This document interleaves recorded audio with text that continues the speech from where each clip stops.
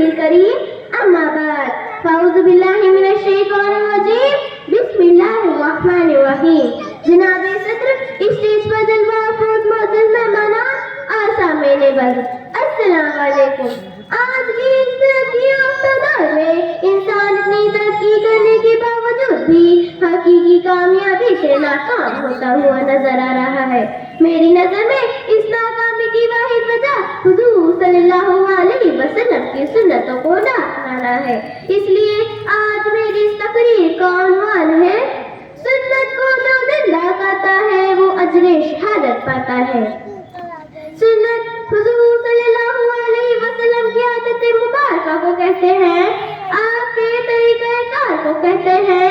چنانچہ پوری زندگی حضور صلی اللہ علیہ وسلم نے جس کام کو جس طرح سے کیا اس کام کو اس طرح سے کرنا ہی سنت کہلاتا ہے.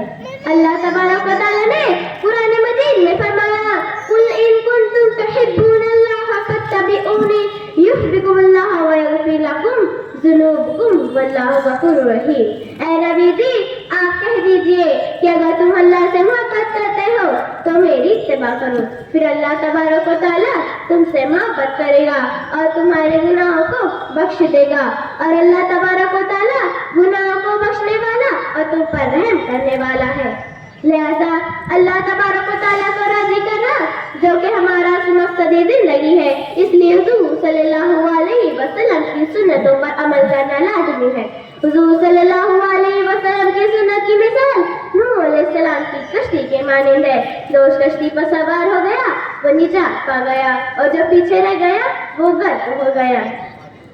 میرے حضور کے نقشے قدم جہاں ٹھہرے, میرے حضور کے نقشے قدم جہاں ٹھہرے, زمانے بھر کی ہدایت کے وہ نشان ٹھہرے. سامعین بدر ایک حدیث کا مفہوم ہے. حضور صلی اللہ علیہ وسلم نے فرمایا میں تمہارے درمیان دو چیزیں چھوڑ جا رہا ہوں, تم ہرگز گمراہ نہیں ہو سکتے اگر تم ان دونوں چیزوں کو تھامے رکھو گے. ایک اللہ تبارک و تعالیٰ کی کتاب قرآن مجید اور دوسری میری سنتیں. نبی کریم صلی اللہ علیہ وسلم نے فرمایا من تمسک بسنتی عند فساد امتی فلہ اجر من شہید. جس نے میری سنت کو میری امت کے بگاڑ کے وقت زندہ رکھا اسے 100 شہیدوں کا ثواب ملے گا. ہم روزمرہ زندگی میں دیکھتے ہیں کہ جو انسان حضور صلی اللہ علیہ وسلم کی سنتوں پر عمل کرنے میں سستی کرتا ہے وہ فرائض کی ادائیگی میں محروم ہو جاتا ہے. سنت پر عمل کرنے سے انسان کے فرائض محفوظ ہو جاتے ہیں. سنت پر چلنے والا بہادر ہوتا ہے, بہادر کے ساتھ ہی ساتھ حق پر چلنے والا اور حق کا ساتھ دینے والا ہوتا ہے. ایک حدیث کا مفہوم ہے. حضور صلی اللہ علیہ وسلم نے فرمایا جس شخص نے میری سنت سے محبت کی اس نے مجھ سے محبت کی اور جو مجھ سے محبت کرے گا وہ جنت میں میرے ساتھ ہوگا. اس لیے جنت میں حضور صلی اللہ علیہ وسلم کا ساتھ ملے اس کے لیے حضور صلی اللہ علیہ وسلم کی سنت پر عمل کرنا بے حد ضروری ہے.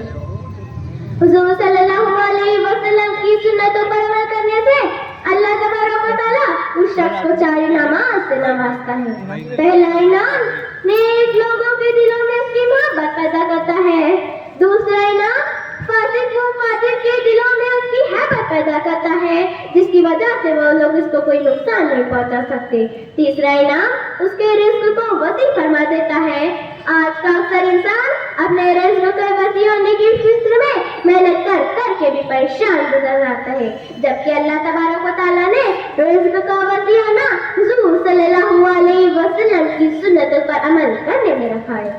چوتھا انعام اسے دین کی مضبوطی عطا فرماتا ہے جس کی وجہ سے اسے دین پر چلنا بہت ہی آسان ہو جاتا ہے. ان تمام باتوں سے ہمیں یہی معلوم ہوتا ہے کہ اگر اپنی دنیا و آخرت میں حقیقی کامیابی حاصل کرنی ہے تو حضور صلی اللہ علیہ وسلم کی سنتوں پر عمل کرنا ہی ہوگا. اللہ تبارک و تعالیٰ سے دعا ہے کہ ہمیں حضور صلی اللہ علیہ وسلم کی سنت سے محبت عطا فرمائے اور اسی کے ساتھ ساتھ حضور صلی اللہ علیہ وسلم کی سنتوں پر عمل کرنے کی توفیق عطا فرمائے. آمین. آخر میں میری اس تقریر کو شعر پر ختم کرتی ہوں کہ محمد سے خاتون تو ہم تیرے ہیں, کہ محمد سے خاتون تو ہم تیرے ہیں, یہ جہاں چیز ہے کیا، لوہے قلم تیرے ہیں وما للہ